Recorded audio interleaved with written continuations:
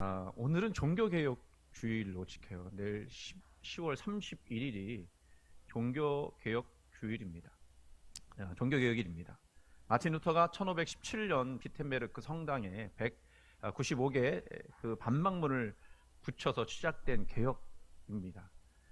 개신교로서 치면 이게 생일과 같은 날이에요. 그렇게 보면 이제 그 생일이 505년 됐다라고 볼 수가 있는데요.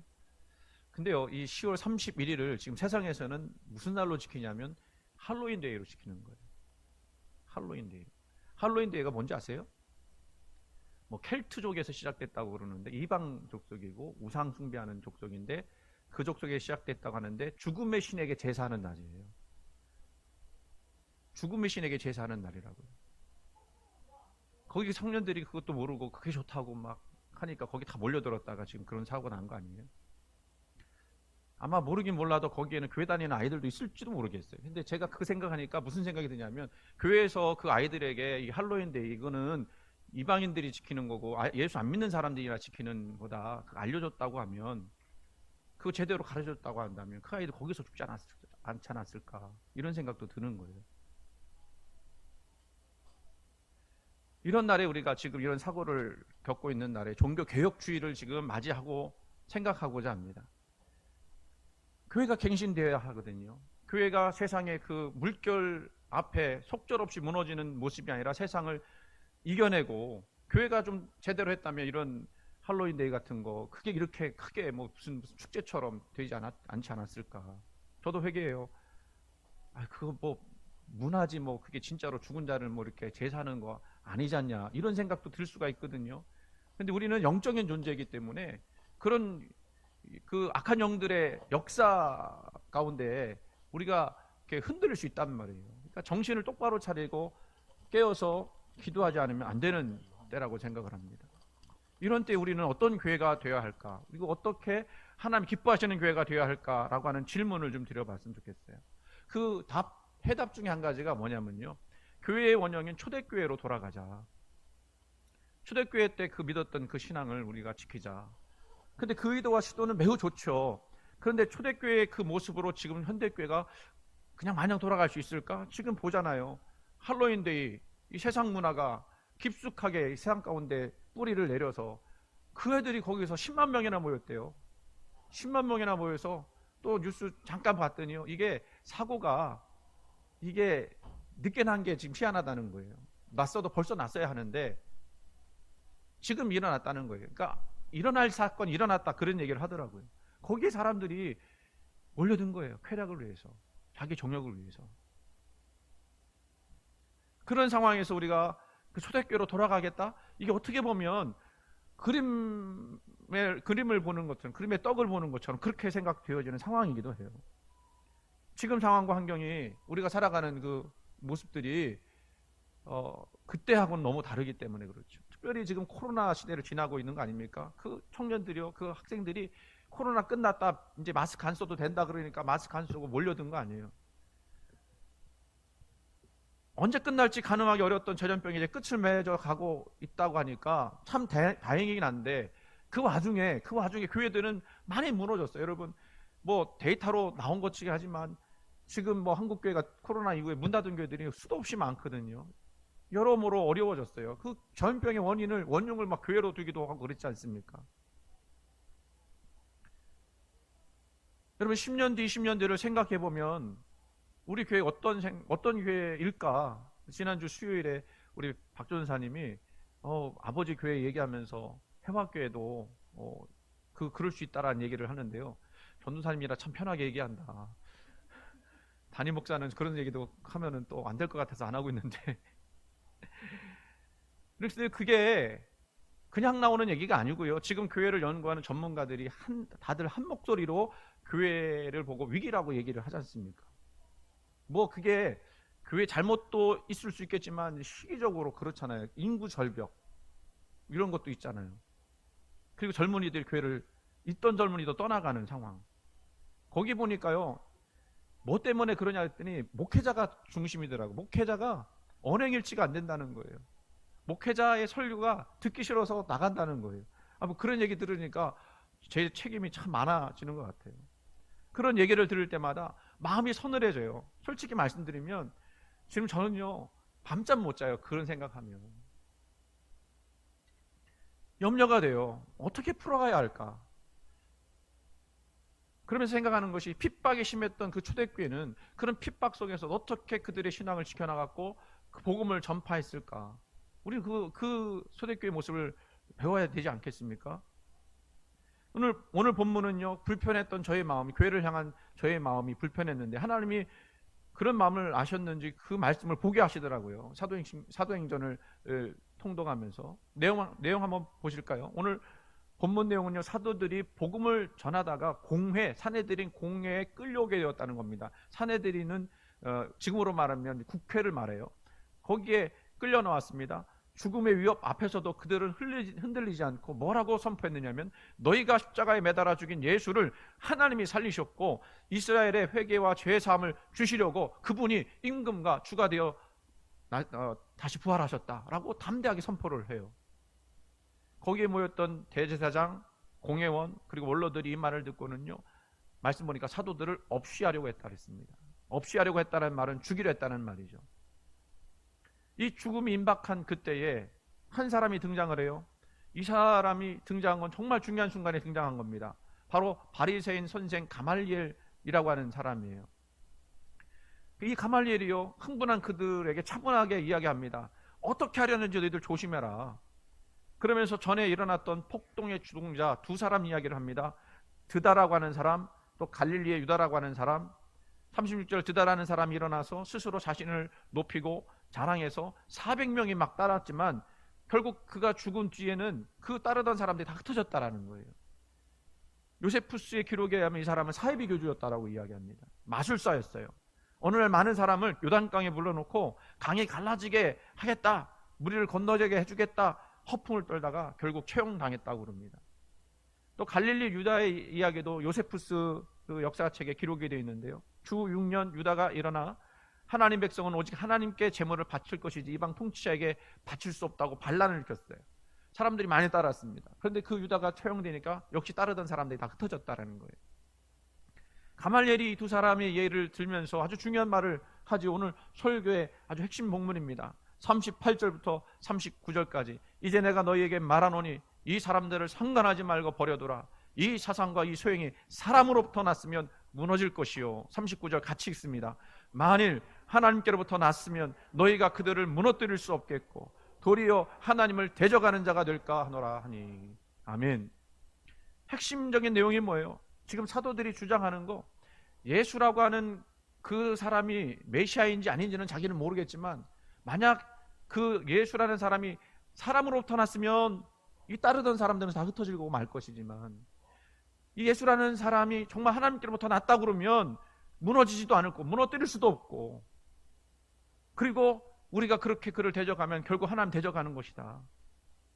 중요한 건 뭐예요? 하나님이 세우시면 무너뜨릴 수 없다라는 거예요. 저는 이 말씀 읽으면서 참 은혜를 받았습니다. 우리 회학교를 생각해 보는 겁니다. 지금 가말리엘 선생이, 그 바리새인이 그 말은 이야기지만 지금 오늘 회학교회를 지키고 있는 저와 여러분에게 주시는 말씀이지 않겠습니까? 저는 회학교회 담임 목사로서 그냥 편안하게 있을 수는 없잖아요. 교회를 염려하고 걱정하는 것은 당연한 일입니다. 마땅히 그래야 하죠. 바울도 그랬거든요. 교회를 생각하면서 정말 눈물을 흘며 기도하고 염려하고 걱정했습니다. 그래서 저도 최선을 다하고 노력을 기울여요. 그런데 우리는 알잖아요. 주님 말씀처럼 염려한다고 걱정한다고 해서 키 한 자나 더 잘할 수 있습니까? 문제거리가 해결이 안 됩니다. 여러분, 언제나 문제 해결은 늘 주님에게 있음을 믿으시기 바랍니다. 주님을 소망하는 중에 해결된다고 하는 거 믿으시나요? 가말리엘이 고백한 것은 뭐냐면, 한마디로 말하면 주님의 주권이에요. 하나님의 주권. 어떤 것이든 주님이 아니라 사람으로부터 난 것이면 무너지고 말 것이다. 하나님으로부터 나온 것이라면 무너뜨릴 수도 없고 하나님이 대적하는 것이 된다. 그래요. 교회를 여러분 생각해 보실 때 우리 교회도 마찬가지지 않습니까? 교회가 완전하지 않아서 여전히 불안한 부분이 있습니다. 그러나 교회가 하나님으로부터 시작됐다고 하면, 회화교회가 하나님으로부터 시작되었다고 한다면 그 불안감 속에서도 하나님은 완전으로 이끌어 주실 줄 믿습니다. 이게 우리가 믿어야 할 부분 아니겠습니까? 그렇다면 우리가 이제 생각할 것이 무엇일까요? 그러면 우리 해화교회는 정말 하나님으로부터 난 교회인가? 그 질문해야 합니다. 그리고 그것을 우리가 스스로 고백하고 증명해야 합니다. 교회는 어떤 곳이어야 할까요? 우리는 어떤 믿음으로 교회를 섬기고 있습니까? 그저 사람들의 모임인가요? 유익한 정보 집단인가요? 교제의 장인가요? 아니에요. 하나님이 이끄시고 역사하시는 교회입니다. 그래서 그 가운데 우리는 은혜를 얻고 힘을 얻고 능력을 얻어서 다시 세상에 나가서 승리하는 교인의 성도의 모습을 보여줘야 하는 거죠. 그리고 그 가운데서 하나님의 살아계심을 경험하는 거예요. 그래서 나는 신앙 없으면, 하나님 없으면 살 수 없는 존재구나 깨달아가는 것이 해화교회의 모습이야 할 수 믿습니다. 여러분, 오늘도 수고하셨습니다. 교회에서 섬기고 헌신하고 수고하는 이유는 무엇 때문이에요? 여러분 잘 생각해 보세요. 이 교회가 하나님이 세우신 교회이기 때문이지 않겠습니까? 안 그렇다면 여러분 이 수고하는 것이 누구를 위한 거예요? 그러니 여러분이 이렇게 오셔서 자기 시간, 자기 노력 들여서 수고하는 거 아닌가요? 나만 생각하면 그럴 수 없죠. 나의 수고와 헌신이 하나님께 영광 돌리는 것이라고 생각하기 때문에 그것이 크든 작든 내 봉사와 헌신으로 하나님을 기쁘시게 한다는 그 사실에 만족하고 영광스럽게 생각하는 거예요. 그것뿐이 아니지 않습니까? 또 이렇게 오셔서 서로 교제하는 중간에 우리는 아직 온전하지 않은 성도들을 섬깁니다. 그들도 예수를 온전히 알아서 예수의 삶을 살아가도록 돕는 거예요. 그래서 그들의 구원을 위해서 수고하는 겁니다. 그것이 우리를 교회에 섬기는 이유예요. 그 영혼들을 구원하기 위해서. 그러나 만약 저와 여러분이 그 생각이 그저 그런 이 교회가 인간적인 모임이고 잠깐 우리 기쁨을 그냥 누리다가 가는 것이라고 생각한다면 우리는요 스스로 무너지고 말 거예요. 조금만 문제가 생기고 조금만 어려움이 생겨도 우리는 쉽게 무너질 것입니다. 하나님이 함께 하시지 않는 교회는 무너질 수밖에 없는 거 아니겠어요? 제가요 오늘 이번 주 설교를 참 고민하면서 설교 준비를 했어요. 그러다가 도서를 검색하는데 이런 책이 하나 보였습니다. 그래서 얼른 구입을 해서 읽었어요. 다행히 짧은 내용이에요. 죽은 교회를 부검하라. 왜 그 교회는 문을 닫았을까? 두려운 마음으로, 떨리는 마음으로 읽었어요. 혹시 우리 교회는 어떤 교회인가? 이분, 이 책을 쓴 분은요 교회 컨설턴팅 하는 분이에요. 상담해 주는 교회, 교회의 문제점을 밝혀주고 그래서 교회가 어떻게 해야 할지를 알려주는 분인데 무너지는 교회를 미국에서 많이 봤다는 거예요. 그 이유가 뭘까를 쓴 거예요. 몇 가지 이야기합니다. 주님의 지상명령인 전도, 그 사명 잃어버린 교회 무너지더라. 기도하지 않는 교회 무너지더라. 은혜를 교회 밖으로 그 지역사회에 흘려보내야 되는데 그 은혜가 안에만 머무는 교회들은 결국 무너지더라. 여러분 제가 보니까요 뭐 큰 일을 행했다고 교회가 부흥하고 안 무너지는 게 아니고 성경에 말씀하신 그 내용들을 그대로 실천하지 않으니까 교회가 무너지더라는 거예요. 그러니까 이 책은 뭐예요? 하나님을 인정하고 그분의 주권을 인정해서 그분의 뜻과 지상 명령 수행하는 교회, 인위적인 것들을 하나씩 제거하고 결국에는 하나님이 행하시고자 하는 그 신의를 이뤄나가는 교회가 하나님께로부터 난 교회다. 그런 교회여야만 무너지지 않는다 이 얘기를 하고 있어요. 해화교회는 하나님의 주권이 살아있는 교회 맞습니까? 여러분은 그 주권에 순종하십니까? 주님 말씀이라면 내가 순종하겠다고 내 이익과 내 어떤 인간적인 것들 필요들을 포기하서라도 주님이 원하시면 그거 내가 하겠습니다 하고 그렇게 굳게 믿는 교회 맞습니까? 그렇게 해야만 우리는 하나님으로 인하여서 세워져 가는 교회가 될 줄은 믿습니다. 하나님의 주권은요 교회라고 하니까 뭐 건물을 얘기하는 거로 생각하는데 아니죠. 성도의 삶에서도 나타나야죠. 그게 성도의 삶에서 나타나니까 그게 모여서 교회가 되는 거 아니에요? 그거 생각해 보는 겁니다. 여러분의 삶의 행위와 결정은 어디서부터 왔습니까? 사람으로부터 왔습니까? 아니면 하나님께로부터 왔습니까? 말씀을 드립니다. 사람으로부터 왔다고 하면 그 무너질 거예요. 그러나 하나님으로부터 왔다고 한다면 그것은 세워지게 될 줄 믿습니다. 무너지지 않을 줄로 믿습니다. 교회를 생각해 볼 때 교회는 여러분에게 어떤 의미가 있습니까? 우리가 잘못 생각하는 것 중에 하나가 영과 육은 분리된 거로 생각하는데, 영과 육은요, 기독교 그 성경의 사상은요, 긴밀히 연결되어 있어요. 떨어질 수 있는 것이 아니에요. 그와 같이 교회와 성도도요, 연결되어 있어요. 떨어지지 않아요. 여러분이 교회고 교회가 여러분이에요. 무슨 얘기인지 이해가 되십니까? 그러니까 교회가 잘 돼야 여러분도 잘 되고, 여러분이 잘 돼야 교회도 잘 되는 거예요. 그 상관관계가 있단 말이에요. 학개서를 보면 이런 이야기가 나옵니다. 성전 재건을 해야 되는데 성전이 무너졌어요. 포로로 돌아온 사람들이 성전 재건하라고 포로에서 돌아왔는데 어려움이 생겼다고 성전 재건을 안 합니다. 그러니까 학개가요, 소리치면서 책망합니다. 학개서 1장 5절부터 6절까지 말씀. 그러므로 이제 만군의 여호와가 이같이 말하노니, 거기 말씀 보세요. 너희는 너희의 행위를 살피지니라. 너희들 지금 어떻게 하는지 잘 살펴봐라, 그 얘기예요. 너희들 그렇게 미루면서 성전 재건해야 하는데 이 핑계 저 핑계 대면서 성전 재건하지 않는 거, 너희들 위해서 하는 것이지만 6절 말씀, 너희가 많이 뿌릴지라도 수확이 적으며 먹을지라도 배부르지 못하며 마실지라도 흡족하지 못하며 입어도 따뜻하지 못하며 일꾼이 삭슬받아도 그것을 구멍 뚫어진 전대에 넘과 같이 되느니라. 무슨 얘기예요?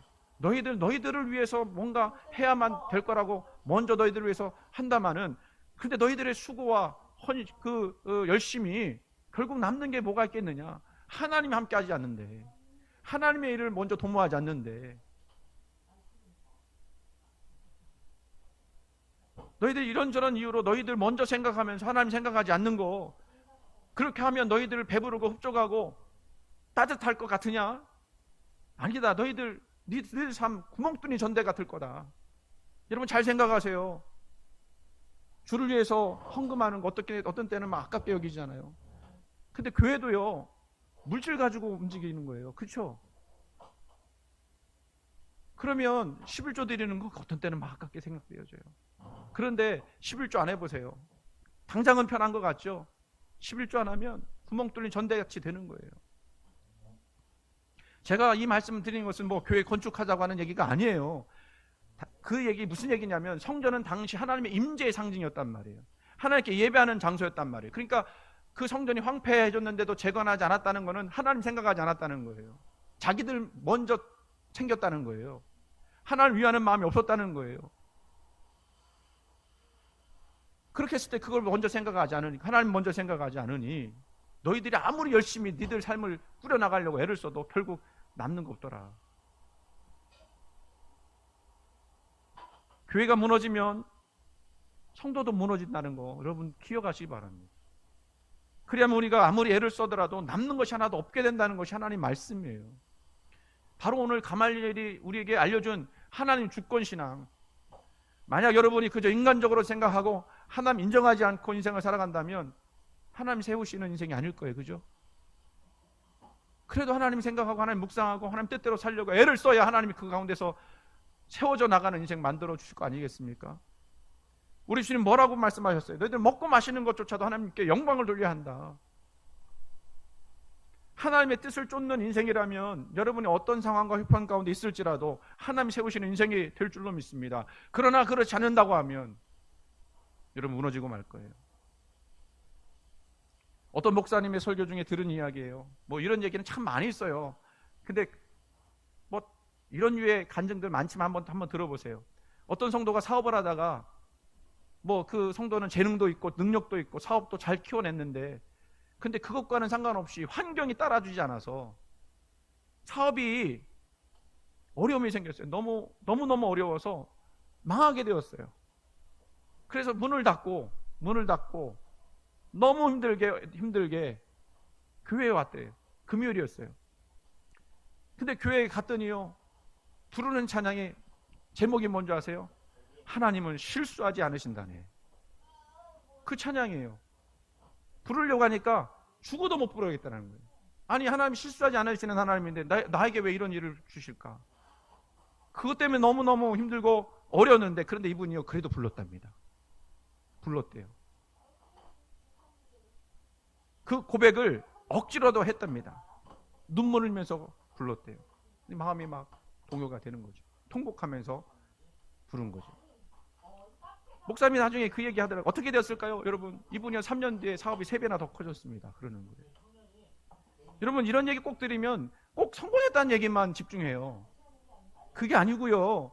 그거 보라고 하는 게 아니라 무엇을 봐야 하느냐면, 이분이 고백할 수 없는 지경에도 하나님 인정하고 살아계신 하나님의 뜻을 믿고, 그리고 그 역사하신 하나님께 자기 인생을 맡기면서 기도했다, 찬양했다, 그랬다라는 것이 중요한 포인트예요.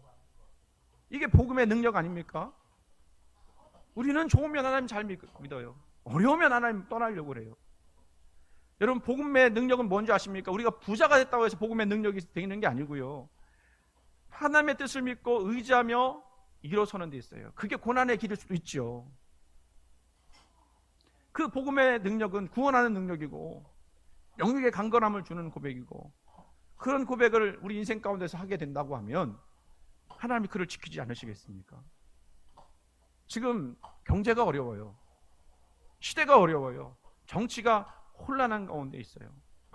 그런데 이럴 때 우리가 어떤 믿음 가지고 어떻게 교회를 섬기고 나가야 할까? 그거 생각해야 합니다. 나는 우리 교회가요, 하나님의 뜻을 이루어 나가는, 하나님을 기쁘시게 하는 그런 교회로서 하나님께로부터 난 교회이기를 원합니다. 여러분의 인생도 마찬가지입니다. 하나님의 뜻을 쫓아 아무리 어려워도 힘들어도 그분을 꼭 붙잡고 나가는 하나님으로부터 시작된 인생이기를 원합니다. 본문의 내용을 좀 더 살펴보면요, 그런 그 가말리엘 이야기가 있고 난 다음에 우리가 생각해야 될 것이 뭐냐면, 자, 그러면 이게 내 생각과 행위가 하나님께로부터 나왔는지 그렇지 않은지 어떻게 가늠할까? 이거를 보여주는 내용이 있어요. 그것은 우리에게 하나님을 믿는 중에도 다가오는 그 고난을 어떻게 다루는가를 보면 알 수가 있다는 거예요. 아주 중요한 내용입니다. 가말리엘 선생님의 그 가르침을 옳게 여긴 사람들이요, 사도들을 죽이지는 않았지만 예수 이름으로 말 못하게 하고, 그리고 뭐 했느냐면 책찍질하고 매질하고 그런 내쫓았어요. 그런데 하나님이 함께 하시는 사람들이었기 때문에 그렇게 매질당했음에도 불구하고 그 고난의 순간에 어떤 그 반응을 하느냐면 41절 말씀, 사도들은 그 이름을 위하여 능력받는 일에 합당한 자로 여기심을 기뻐하면서 공의 앞을 떠나니라. 여러분, 맞았다고 하는 거 그거 좋은 결말이 아니지 않습니까? 맞아도 보통 맞은 것이 아니에요. 그때 당시에 매질이라고 하는 것은요, 살점이 떨어지고 피가 튀는 거예요. 그렇게 채찍질 당했다는 거예요. 누가 봐도 원망스러운 그런 상황 아닙니까? 그런데 뭐가 좋다고 기뻐할 수 있을까요? 그들이 기뻐했던 이유는 뭐예요? 주님의 이름을 위하여, 자기 이름이 아니고요, 주님의 이름을 위하여 능력받는 일에, 고난당하는 일에 합당한 자로 여기심 받았다. 이게 너무 기쁜 거예요. 주님이 나를 인정해 주셨다는 거를 고난을 통해서 자기들이 알게 됐다는 거예요. 그러니까 고난은요, 아무에게나 주는 게 아닌 것 같아요. 보니까 고난이라고 하는 거는요, 하나님이 사랑하시기 때문에 주는 것 같아요. 다 설명할 수는 없지만 놀라운 일 아닙니까? 그 고난 이겨내는 힘이 어디서 나오나요? 그 고난이 영광스럽다고 생각하는 건 어디서 나오나요? 그게 바로 살이 찢겨지고 피가 터지는데도 불구하고 내가 이거 주님을 위해서 했고, 또 고난에 합당한 자로 내가 역임을 받았다라고 하는, 선택되었다고 하는 그 믿음, 거기서 나오는 거예요. 교회의 힘은 어디서 나오는지 아십니까? 교회도 마찬가지예요. 어려움을, 고난을 극복하는 힘에서 나오는 거예요. 여러분, 큰 건물 가지고 있으면 힘이 있을까요? 교회가? 성도의 수가 10,000명, 20,000명 있으면 힘 있죠. 힘 있죠. 찬송 소리도 다를 거고 아멘 소리도 다를 거고. 그렇다고 숫자에 힘이 있는 게 아니잖아요. 헌금 많이 나오면 힘 있는 교회일까요? 그것도 아니에요. 성경은 절대로 그런 거라고 말하지 않습니다. 성경은 어느 교회가 힘 있는 교회냐고 오늘 말씀하시냐면, 주님을 위해 고난 받는 것도 합당히 여기는 그런 교회가 힘 있는 교회다, 능력 있는 교회다 라고 말씀하시는 거예요. 사실 여러분, 저도 마찬가지예요. 인간적으로 솔직히 말씀드리면 고난당하는 거 싫어요. 목회가 힘든 거 너무너무 싫어요. 편안했으면 좋겠어요. 아무 일 일어나지 않았으면 좋겠어요. 그리고 교회는 막 부흥했으면 좋겠어요. 이런 도둑놈 신부가 어디 있어요? 힘든 거 싫어하죠. 내가 왜 이런 하찮은 일을 해야 하느냐고 목사한테는 말을 못하지만 본인 혼자 그런 생각할 수도 있어요. 그런데 거꾸로 생각해야 한다는 겁니다. 내가 누구를 위해서 하는 거예요? 주님 위해서 하는 거예요. 주님이 그렇게 합당하게 여기시니, 나를 그런 사람 부르셨다고 하는 거 여기시니 내가 기쁘고 힘들고 그 고난도 어려움도 이겨낼 수 있습니다. 어떤 교회가 되어야 할까요? 어떤 교회가 되어야 할까요? 주님의 주권을 인정하고 고난마저도 기뻐하는 교회라면 그 교회는 하나님이 세우시는 교회일 겁니다. 그런 성도는 하나님이 세우시는 성도일 거예요. 그런 교회를, 그런 성도를 세상이 감당치 못할 거라고 말할 것입니다. 우리는 여러 가지로 어려운 때를 지나고 있어요. 어쩌면 힘들고 어려워서 포기하고 싶은 마음도 있을지 모릅니다. 그런데 우리는 누가 다스리는 사람들이에요? 하나님이 다스리는 사람들. 우리 안에 하나님으로부터 난 그 예수 부활의 생명이 임하게 될 때 고난조차도 기쁘게 여길 수 있는 능력이 우리에게 있음을 믿으시기 바랍니다. 오히려 그 고난에 동참하기를 원하는 신앙의 눈이 생기는 거예요. 주님 위해서 내가 남들보다 더 수고하겠습니다. 주님께 받은 영광이 있으니 또한 고난도 받는 것이 마땅하지 않겠습니까? 주님 위하는 것이라면 나 힘들고 어려운 거 감당하겠습니다. 이런 교회가요 무너지지 않을 거예요. 어떻게 우리 삶에 좋은 일만 있겠습니까? 어떻게 우리가 살아가면서 억울한 일 한 번도 없겠습니까? 그 신앙생활 하면서도 있잖아요. 성도들끼리 싸우는 이유가 뭐예요? 갈등이 있어서 그런 거 아닙니까? 그런데 하나님 함께 하시는 생명이 내 안에 들어오니까 그런 것들이 지나쳐 가는 거예요. 용서가 되어지고 사랑하게 되어지고 기도하게 되어지고, 내가 주님을 위해서 받는 고난이라면 내가 마땅히 받겠다. 우리는 세상이라는 거대한 물결 속에서 혹시 주눅들진 않았습니까? 조금만 상황이 변화되고 바뀌면 거기서 오는 불안과 염려가 하늘을 찌르듯 하지 않습니까? 그러나 하나님께로부터 난다고 하면 무너지지 않을 수 있음을 믿으시기 바랍니다. 세상의 채찍질과 매질 속에서도 그것을 합당하게 여길 수 있는 믿음이 있기를 간절히 원합니다. 여러분, 신앙을 생각해 보세요. 여러분에게 이런 힘이 있는가? 고난과 역경까지도 이겨낼 수 있는 힘 가지고 계십니까? 자신이 생각하기에 나는 아직 아닌 것 같다 생각한다면 세상 기만에 속고 있는 거예요. 세상 따라가면 남는 거 없어요. 뚫어진 전대일 뿐입니다. 이런 말씀 우리가 묵상해 볼 필요가 있다고 생각합니다. 두 가지 말씀을 나누고 말씀을 마치도록 할게요. 이사야서 41장 9절 말씀. 내가 땅 끝에서부터 너를 붙들며 땅 모퉁이에서부터 너를 부르고 내게 이르기를 너는 나의 종이라. 내가 너를 택하고 싫어하여 버리지 아니하였노라 하였노라. 두려워하지 말라. 내가 너와 함께함이라. 놀라지 말라. 나는 내 하나님이 됨이라. 내가 너를 굳세게 하리라. 참으로 너를 도와주리라. 참으로 나의 의로운 오른손으로 너를 붙들리라. 이사야 43장 1절 말씀. 야곱아 너를 창조하신 여호와께서 지금 말씀하시느니라. 이스라엘아 너를 지으신 이가 말씀하시느니라. 너는 두려워하지 말라. 내가 너를 구속하였고 내가 너를 지명하여 불렀나니 너는 내 것이라. 아멘.